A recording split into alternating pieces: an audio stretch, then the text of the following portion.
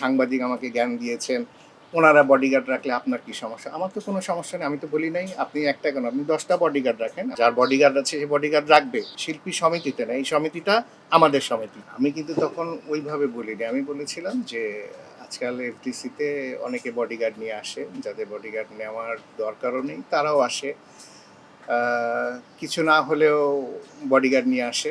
কথাটা ছিল শিল্পী সমিতির ব্যাপার নিয়ে।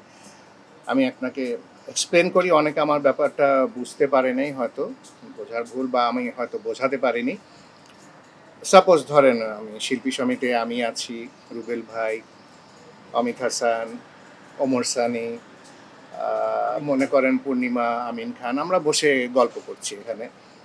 এখন আপনি এক্স ওয়াই, মনে করেন আপনি আরেকজন হিরো, আপনি আপনার দুটো বডিগার্ড নিয়ে এখানে ঢুকলেন, ঢুকে দরজার দুই পাশে দাঁড় করা রাখলেন, অথবা বডিগার্ড নাও হতে পারে, আপনার অ্যাসিস্ট্যান্ট হতে পারে, আপনার গাড়ির ড্রাইভার হতে পারে, আপনি নিয়ে দাঁড় করা রাখলেন। এখন এই অবস্থায় এই কাজটা কি আপনার জন্য ঠিক হলো? আপনার জন্য তো শোভনীয় নয়, ঠিক না, আমাদের জন্য ঠিক হয় না। বিকজ শিল্পী সমিতির এই রুমটা হলো এক্সক্লুসিভলি আমরা যারা শিল্পী তাদের জন্য। আমরা এখানে গল্প করি, ফাজলামি করি, আড্ডাবাজি করি। এখন আপনি একটা বাইরের লোক এনে এখানে দাঁড় করিয়ে রেখে দিলেন, তারপরে দাঁড়িয়েই থাকলো এবং আপনি ওকে যেতেও বললেন না, আপনি ওখানে দাঁড় করিয়ে রাখলেন এখানে আমাদের জন্য।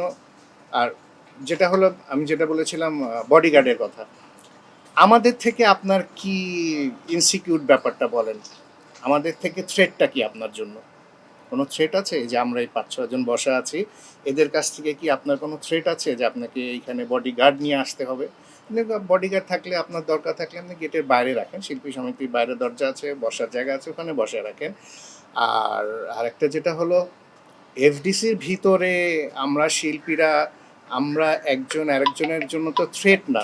তো আমরা যদি থ্রেট না হয়ে থাকি তাহলে আমাদের বডিগার্ড কিসের জন্য? এটা আপনি এফডিসির বাইরে যান, রাজ্জাক সাহেব ছিলেন, আলমগীর সাহেব ছিলেন, পারভেজ সাহেব ছিলেন, জসিম সাহেব ছিলেন, কই তানারা তো কখনো বডিগার্ড নিয়ে ঘোরাঘুরি করতেন না এফডিসিতে, দরকার পড়ে না। বিকজ আমাদেরকে বডিগার্ড লাগবে কার থেকে প্রোটেকশন নেওয়ার জন্য, দরকার নেই তো আমাদের বডিগার্ড। এটা গেল 1 নাম্বার।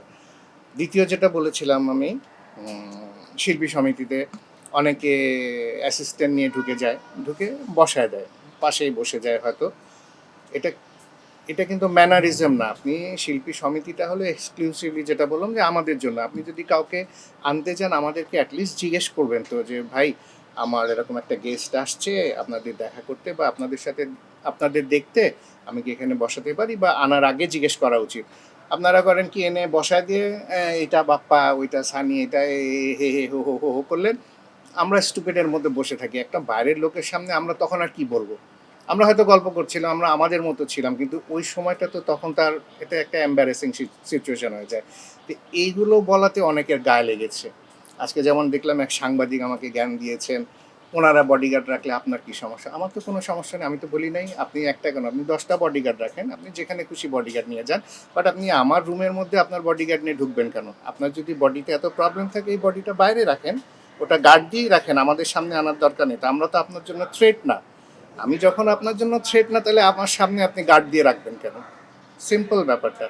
এইটাকে নিয়ে বিগ থিং যে আমি জ্ঞান দিয়েছি, হ্যান দিয়েছি, আমি জ্ঞান দিই নাই।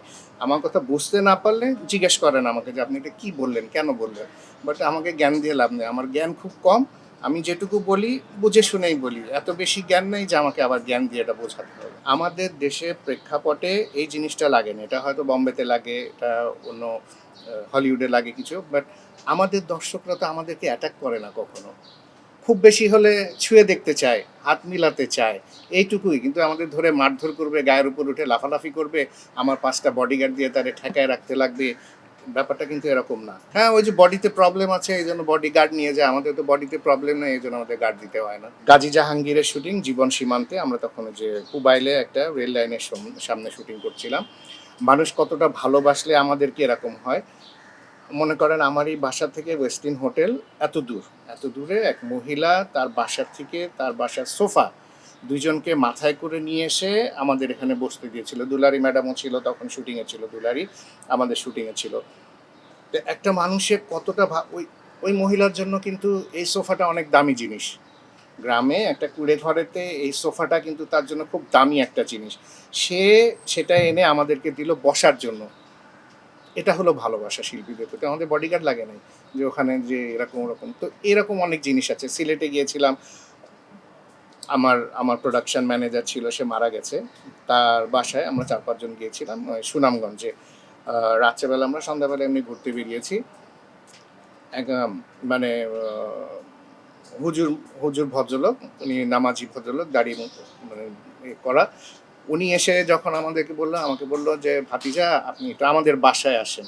ওনার বাসায় নিয়ে গেলেন এবং ওনার ওয়াইফ, মেয়ে সবাই হিজাবি। ওনারা কিন্তু দেখেই বোঝা যায় যে বাইরের লোক ওখানে অ্যালাউড না। উনি ওখানে আমাদেরকে বসিয়ে ওখানে উনি পানি খাওয়ালেন, ওই যে মুড়ির মোয়া খাওয়ালেন। তো মানুষ আমাদেরকে কতটা ভালোবাসলে, কতটা বিশ্বাস করলে এই পজিশনে ওই রুমটার মধ্যে এই ভদ্রলোক আমাদেরকে নিয়ে যায়। সেখানে আমাদের তো বডিগার্ড লাগে না। বডিগার্ড তাদের জন্যই লাগে, বললাম যাদের বডি গার্ড দেওয়ার দরকার হয় শুধু তাদের, আমাদের বডিতে গার্ড লাগে না। আমাদের অডিয়েন্সই আমাদের বডিগার্ড।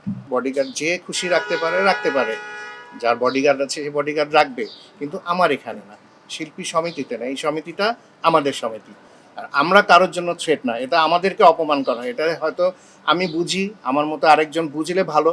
আমি যদি না বুঝি যে এইটা আমাকে অপমান করা হচ্ছে, সেটা আমার অযোগ্যতা। আমি বুঝি বলেই আমি প্রোটেস্ট করি যে না, তুমি বডিগার্ড নিয়ে আমার এই সমিতিতে এই রুমের মধ্যে ঢুকতে পারবে না, তোমার অ্যাসিস্ট্যান্ট নিয়ে আমার এই রুমের মধ্যে বসতে পারবে না, বিকজ এখানে আমার ইগোতে লাগে। আমি তোমার জন্য থ্রেট না। আর যদি তুমি মনে করো যে হ্যাঁ আমি তোমার জন্য থ্রেট, তুমি এখানে আসো না, অন্য জায়গায় যাও, অথবা আমাদেরকে বলো যে আপনারা বাইরে গিয়ে বসেন, আমি এখানে বসবো, বডিগার্ড নিয়ে বসবো।